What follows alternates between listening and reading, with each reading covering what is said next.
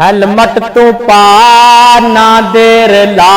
मौलाना नासर साहब जी, छोटा अब्दुल्ला निसार साहब। ओ हेलमेट तू पा, मरियम नवाज की कहती है हेलमेट तू पा ना देर ला, वरना तेरे ते परचा थिसियो। हेलमेट तू पा ना देर ला, वरना तेरे ते परचा थिसी।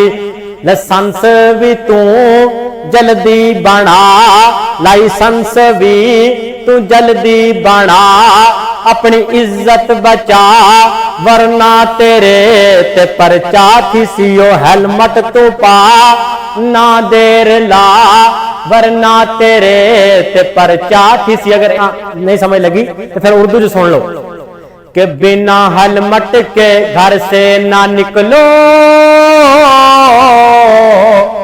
वो बिना, मौलाना मूसा साहब, बिना हेलमेट के घर से ना निकलो, चलान हो जाएगा। अगर चलान हो गया तो 2500 का नुकसान हो जाएगा।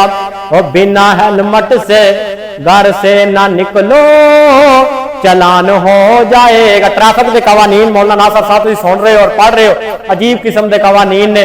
जेड़ा जनाब 18 साल तो कम उम्र है वो ना गड्डी चला सकता है, ना शादी करा सकता है, ना फैक्ट्री च जा सकता है, ना कारखाने च जा सकता। एक ऐसा कानून है जिस बंदे की वैसे ही उम्र 16 17 साल 18 साल हो वो तो सैकड़ा मर जाएगा। मैं तो इस मरियम नवाज के बारे मौलाना नासर साहब यही कहूंगा, या इलाहुल हक हमजा नु लिया ते मरियम नु चक। या इलाहुल हक, अगर हमजा इस काबल नहीं ते नासर नु वजीर आला बना ते मरियम नवाज नु चक। साड़ी तो जान छुड़ा, क्योंकि मेरे नबी इस्लाम ने फरमाया कौम कदी फलाह नहीं पा सकती जिस कौम की औरत हुक्मरान होवे। इस मुल्क ते इस वजह तो जवाल आ रहा। अल्लाह ताला इस मरियम नवाज तो सानू बचाए और अल्लाह ताला साडा खात्मा बिल ईमान फरमाए। हयात बाकी मुलाकात।